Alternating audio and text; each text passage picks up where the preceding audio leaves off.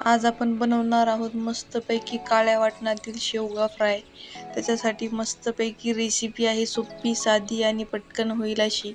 तुम्हाला जर मसाल्याच्या भाज्या खाऊन कंटाळा आला असेल तर तुम्ही सोबत साधी सोपी अशी रेसिपी ट्राय करू शकता. कांदा घेतलेला आहे मी एक मोठ्या आकाराचा, मस्त गॅसवर भाजून घ्यायचा. थोडंसं खोबरं घेतलेलं आहे, काळं वाटण करायचे, याच्यासाठी खोबरं छान भाजून घ्यायचं. थोडंसं डाळवं घेतलेलं आहे, डाळव्याच्या ठिकाणी तुम्ही फुटाणा पण घेऊ शकता. मस्त ते छान तेलामध्ये फ्राय करून घेतलेलं आहे. शेवग्याच्या शेंगा पण कट करून घेतलेल्या आहे, त्याच्यावरची सगळी साल वगैरे काढून घेतलेली आहे.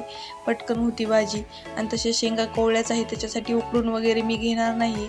मस्तपैकी कांदा वगैरे खोबरं सगळं टाकून त्याच्यात लसूण घेतलेलं आहे, लसूण टाकून घ्यायचा.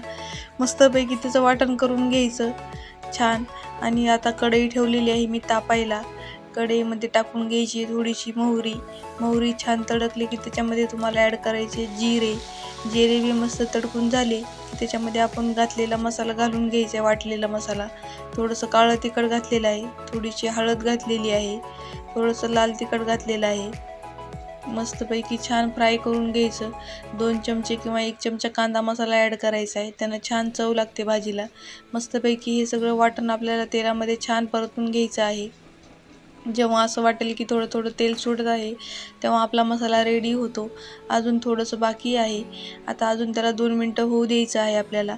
आता मस्तपैकी आपलं वाटण रेडी आहे. तुम्ही बघू शकता सर्व साईडनं तेल सुटायला सुरुवात झालेली आहे. शेवगा मस्त धुवून घ्यायचा पाण्याने आणि त्याच्यात टाकून घ्यायचा. शेवगा मस्तपैकी फ्राय करून घ्यायचा. 5 मिनिटात होतं. तुम्हाला जर असं खायचं मन असेल तर तुम्ही नक्की ट्राय करा ही रेसिपी. 5 मिनिटात होते.